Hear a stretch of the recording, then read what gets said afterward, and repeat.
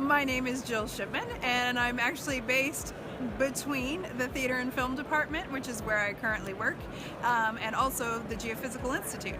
That's like two great tastes that taste great together. How do you bring those two things together, film and science? That sounds hard. That's right. I'm like Reese's, I guess. Right? Well, actually, it's been evolving for several years, my interest in how to bring those together, kind of my art brain and my science brain. And rather than looking at them as two separate things, I like to think of it as a continuum. And I feel like working in film is a natural extension of being able to communicate science, as well as integrate artistic principles to be able to better outreach and get to more people and communicate our science. It's difficult for someone who, I watch science fiction, I've graduated from college, but I am not a scientist. I see the posters that are here. There's formulas, there's data plots. I don't know. It doesn't relate to my life.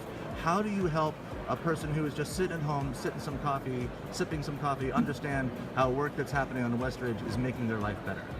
Well, that is a very good question. And what I personally am doing, there's many different ways to approach it, but what I'm focusing on specifically this year and over the course of the past several years is integrating art and design into creating better, more effective visualizations for the general public and integrating that with scientists so that we can better communicate science to the public. Even that word visualization. What does that mean? Yeah. You visualize. Yeah, in my clothes there's incense involved, or what does that mean? It's a very meditative Zen state. No, what it means is creating products, whether it is film is a visualization, animations are a visualization, even things that are static like graphic arts and graphic representation there. Those are all visualizations. Even sculpture, you could, if you go to an art gallery and you look at paintings and sculpture and art installations, those are also ways to visualize anything but visualize data as far as scientists are concerned, which is a really exciting new way to think about the involvement of art and sciences together. Because if you can make someone see and understand by seeing something, then they can take that information. That's right. And they can make decisions based on what they now understand. Exactly. You're increasing understanding for all of humanity. That is my goal, yes. Is it that do you have those sort of high-reaching goals? Do you want to make the world a better place? Is that what you're trying to do? No, I want it to be an awful place. No, of course, I want to make it a better place. But I feel like the mark that I can make, because I do bridge between the sciences, and I have a background in geophysics, geology, volcanology, and I'm passionate about science, but I feel like my main benefit is being able to communicate that to people. And I love engaging theater. I love to act and direct and create compelling stories. And I feel that if we can get an emotional connection to why it's important to learn about the science, then people, it just has a lot more gravity.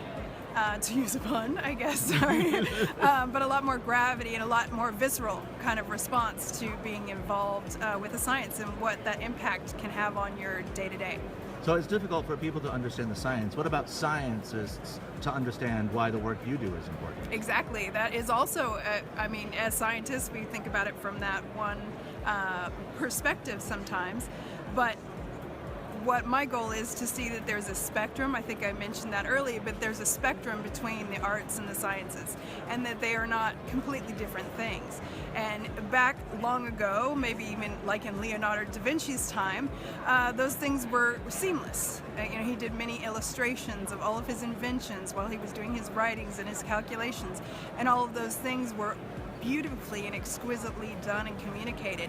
And so the goal is to bring that kind of holistic approach back to communicating science and get away from just specifically which maybe could be interpreted as dry delivery of information. That is the goal. Why Fairbanks? You could do this anywhere. Why Fairbanks? Why Fairbanks? I ask myself that every day. No. I love Fairbanks. So I came up to Fairbanks actually to work with the Alaska Volcano Observatory and study volcanology. It's a preeminent place in the United States and throughout the world to learn about natural hazards, and specifically volcanic hazards and Arctic environments. So we are ideally situated. I think the question is why theater and film, but to me, it's the arts community, especially in Fairbanks, for such a small town. It's everywhere, and it's so ingrained in living in a small, kind of isolated community.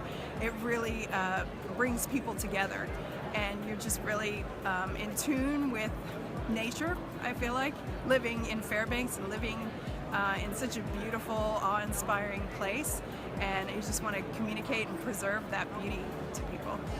Thank you very much, Jill. Thank I'll let you. you go. You've been busy at your post all I have. day. We've I'll had let a you really get great right session. back out there. You've got cool technology out there. So thank you very much.